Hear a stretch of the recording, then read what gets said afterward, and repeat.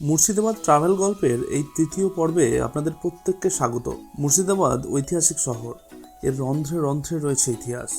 এই তৃতীয় পর্বে আমরা ঘুরে দেখব কাটরা মসজিদ, হাজারদুয়ারি সহ আরও বেশ কিছু জায়গা। কথা বলতে বলতে আমরা পৌঁছে গেলাম প্রথম গন্তব্য কাটরা মসজিদে। মুর্শিদাবাদের প্রাচীন নগরীর মাঝে আজও দৃঢ়ভাবে দাঁড়িয়ে আছে ইতিহাসের নীরব সাক্ষী কাটরা মসজিদ।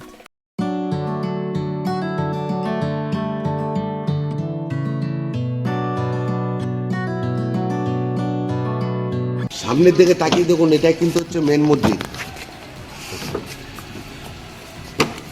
এটা তখন নামাজ হতো, এটা তাই নাকি? উপরে যাব। যার নামে মুর্শিদাবাদ দাদা, ওনার জন্ম হচ্ছে 1660 খ্রিস্টাব্দে। 1723 খ্রিস্টাব্দে মসজিদ নির্মাণ করেছিলেন। 25 খ্রিস্টাব্দে কিন্তু মুর্শিদ কুলেখা মারা গেছিলেন। নিচে যে গুহা টাইপের দেখতে পাওয়া যায় মসজিদের চারুদিকে কিন্তু পাবেন, এটা কিন্তু গুহা নয়, এটা ভেন্টিলেটার রূপে কাজ করা হতো। আমরা যেমন ঘর বাড়ি করলে উপরে রাখি, এটা নিচে হয়েছে, কারণ টোটাল কাঠটা মসজিদ আপনারা ঘুরে বেড়াবেন কোথাও 1 ইঞ্চি রড 1 ইঞ্চি কাঠের সাপোর্ট পাবেন না। টোটাল কাঠটা মসজিদটা কিন্তু আর্চের উপরে, খিলানের উপরে দাঁড়িয়েছে। নবাবের সময় এতটা উঁচু ছিল, একদিক দিয়ে ঢুকলে আরেক দিক দিয়ে বেরানো যেত, এখন কিন্তু পারবেন না, কারণ সেই 1897 সালে ভূমিকম্পতে মসজিদটা বসে যায়, এটাকে সিল করে দেওয়া। আর এই কাঠটা মসজিদ কিন্তু এখন আর্কোলজি ডিপার্টমেন্ট সার্ভ অফ ইন্ডিয়ার আছে। আর সহজে তাহলে সিঁড়ি দেখতে পাওয়া যায়, সিঁড়ির উপরে উঠলে দেখতে পাবেন 2000 আসন আছে। 2000 আসনে লোক একসাথে বসে নমাজ কিংবা কোরআন শরীফ পাঠ করতে। যে এতক্ষণ নমাজ হয় না, হিস্ট্রিক্যাল মনুমেন্ট হয়ে গেছে, ওই জন্য কিন্তু সবাই আমরা প্রবেশ করতে পারছি। আর মসজিদ যদি চালু থাকতো, সবাই কিন্তু আমরা এম করে কেউ প্রবেশ করতে পারতাম না। আর চারুদিকে তাকালে যে সাদা ছোপ ছোপ রঙগুলো দেখতে পাওয়া যাচ্ছে, এই কাঠরা মসজিদে কিন্তু নবাবের সময় এরকম পুরোটাই সাদা রঙে করা ছিল। আর এইসব রঙগুলো কিন্তু তখনকারই রঙ, যার বয়স চলছে 302 বছর বয়স, 1723 আর 2025। সিঁড়ির উপরে উঠলে বুঝতে পারবেন কোথায় এসে পড়ি। বাংলার প্রথম নবাব মুর্শিদ কুলি খাঁ 1723 থেকে 24 সালে এই মসজিদ নির্মাণ করেন। এই মসজিদটি নির্মাণ করতে অংশ নিয়েছিল পারস্য ও মুঘল স্থাপত্য শিল্পীরা। প্রতিটি খিলান, প্রতিটি দেওয়াল শিল্পের নিখুঁত ছাপ এখনো বহন করে।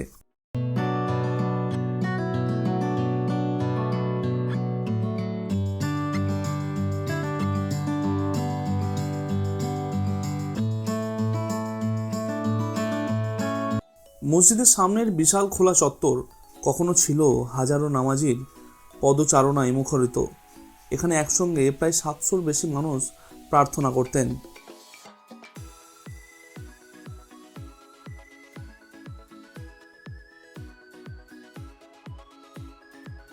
মিনারগুলির দিকে তাকালেই মনে হয় হয়তো সময়ের সাথে সাথে ক্ষয় হয়েছে, কিন্তু তাদের অদম্য শক্তি এখনো টিকে আছে।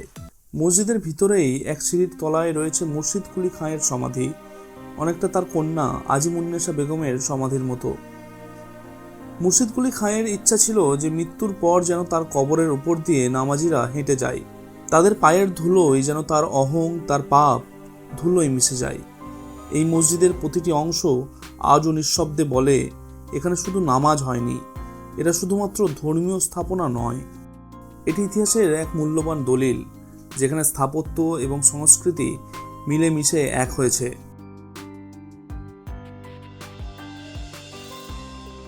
কাটরা মসজিদ দেখার পর আমরা পৌঁছালাম কিরিটেশ্বরী মন্দির ও জগৎবন্ধু ধাম। অপূর্ব সুন্দর দুটি জায়গা, কিন্তু দুর্ভাগ্যবশত আমাদের ভিডিও ক্যাপচারের সময় রেকর্ডিং অনই করা হয়নি। এখন যেটা দেখছেন সেটা হলো কিরিটেশ্বরী মাতার গুপ্তি মন্দির। এই মন্দিরের সঙ্গেও এক মাইথোলজিক্যাল স্টোরি জড়িয়ে আছে, আমি সেটার ব্যাখ্যা দিচ্ছি না। তবে এখানকার স্নিগ্ধতা, এখানকার ধর্মীয় আবেগ ভরা পরিবেশ আপনাকে মুগ্ধ করবেই।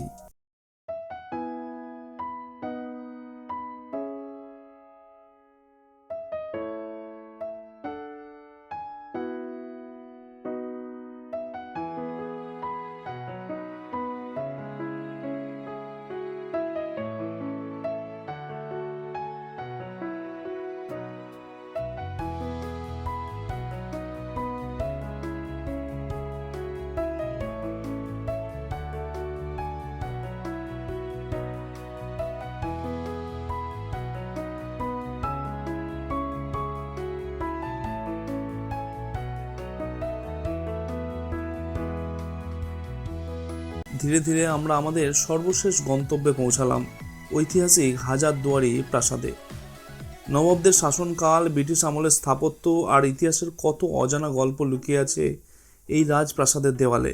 দূর থেকেই এই নীরব বিশালাকার হলুদ রঙের প্রাসাদ চোখে পড়ে। Classical European architecture. আপনারা স্যার দেখতে এসেছেন। প্রথমত বলি, এই হাজারদুয়ারি কিন্তু কোনো নবাবদের বাড়ি না। মুর্শিদাবাদ তিনটে স্টেটের ক্যাপিটাল ছিল, বেঙ্গল, বিহার আর উড়িষ্যা। সেই তিনটে স্টেটের এটা ছিল ব্রিটিশদের কোর্ট, মানে বিচার করতেন নবাব, এবং তারা প্রত্যেকে মির্জাফরের জেনারেশন। এটা 19th সেঞ্চুরির বিল্ডিং, অর্থাৎ এই হাজারদুয়ারি প্রাসাদ রোমান স্ট্রাকচারের বিল্ডিং, যেটা গথিক আর্কিটেকচার। ফ্রন্ট ফলো করুন, কলকাতা ন্যাশনাল লাইব্রেরি, ম্যাকলিয়ার ভবন, medical college, town hall, Hooghly Serampore college, একই স্ট্রাকচার, কারণ প্রত্যেকটা বিল্ডিংই 19th সেঞ্চুরি। সিরাজউদ্দৌলা মারা যাওয়ার 80 বছর পরে এই হাজারদুয়ারি প্রাসাদ নির্মাণ করেছেন মির্জাফরের 5th জেনারেশন নবাব নাজিম হুমায়ুন জাহ, এবং এটা নির্মাণ করতে 16,50,000 স্বর্ণ মুদ্রা ব্যয় করে। 8 বছর সময় লেগেছিল 1829 থেকে 1837 সাল। এবং এই প্রাসাদের যিনি আর্কিটেকচার ছিলেন, ওনার নাম ম্যাকলিওড কর্নেল ডানক্যান। উনি একজন ইটালিয়ান আর্কিটেক্ট ছিলেন। আর হাজারদুয়ারি যখন তৈরি হয়, বাংলার গভর্নর ছিলেন লর্ড উইলিয়াম বেন্টিং। অর্থাৎ হাজারদুয়ারি অ্যাকচুয়াল ব্রিটিশদের আমলে তৈরি, এবং ব্রিটিশরাই নিজেদের কাজের পারপাসে তৈরি করতেন। হাজারদুয়ারির সম্মুখে যে বড় সাদা বিল্ডিংটা দেখা যাচ্ছে, এই বিল্ডিংটির নাম হচ্ছে ইমামবাড়া। তবে মুর্শিদাবাদের যে ইমামবাড়াটা রয়েছে, এটা কিন্তু ভারতবর্ষের মধ্যে বৃহত্তম লম্বা ইমামবাড়া। 207 মিটার লম্বা। 365 দিনের মধ্যে এটা 10 দিন খোলা থাকে, একমাত্র মহরমের সময়, তাছাড়া সারা বছর এটা কিন্তু বন্ধ। ইমামবাড়ার ডান দিকে এবং বাঁ দিকে যে ঘরগুলো রয়েছে, এগুলো হচ্ছে গেস্ট হাউস, অতিথি নিবাস। আগে যারা বাইরে থেকে মহরম দেখতে আসতো, নবাবরা এখানে তাদেরকে থাকতে দিত। এই সাইডে থাকতো ছেলেরা আর ওই সাইডে থাকতো মেয়েরা, কারণ আগেকার দিনে মেয়েরা পর্দা নাসিন ছিল, এই জন্য তাদেরকে আলাদাভাবে রাখা হতো। এই হচ্ছে ইমামবাড়ার হিস্ট্রি। মিনারটা আমরা দেখতে পাচ্ছি, এটা নবাব ফেরাদুন জার তৈরি করা ক্লক টাওয়ার। এখন যেমন আমরা সবাই রিস্ট ওয়াচ ব্যবহার করে থাকি, আগে তো কোনো রিস্ট ওয়াচ প্রচলন স্যার ছিল না।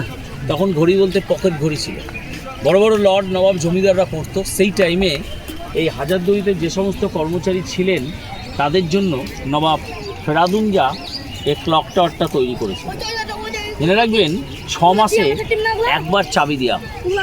এখনও সেই 200 বছরের প্রসেস এখনও চলছে। বছরে 2 বার চাবি, অর্থাৎ 6 মাসে একবার চাবি দিলে ঘড়িটা টানা 6 মাস চলে। 4 দিকে আগে 4টে ঘড়ি ছিল, এখন 3 দিকে 3টে নেই। পশ্চিম দিকে যখনই আমরা যাব, পশ্চিম দিকে মুখ করে দেবেন, একটা ঘড়ি আছে, তবে চলছে ঘড়িটা। ঘন্টায় ঘন্টায় ঘন্টা বাজে। ঘড়ির কাঁটাটা ব্রোঞ্জের, ঘড়ির অক্ষরগুলো দেখবেন রোমান ভাষায় লেখা রয়েছে।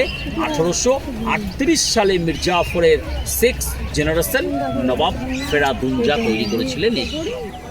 সামনে দেখুন ছোট একটা কামান, ওপাশে একটা কামান আছে, এগুলোকে বলা হয় সালামি কামান। এগুলো কোনো ব্যাটারি ইউজ হতো না। নবাব ব্রিটিশরা যখন আসতো না, 2 সাইড থেকে 2টো কামান প্রতিধ্বনি দিয়ে তাদেরকে ওয়েলকাম জানানো। ও মানে এটা এমনি সালামি তো সালামি।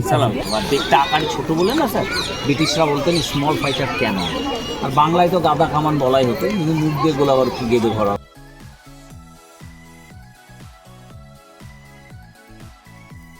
প্রাসাদের চারপাশের পরিবেশ শান্ত, সুন্দর। এখানে সময় কাটানো যেন ইতিহাসের পাতায় হেঁটে আসা।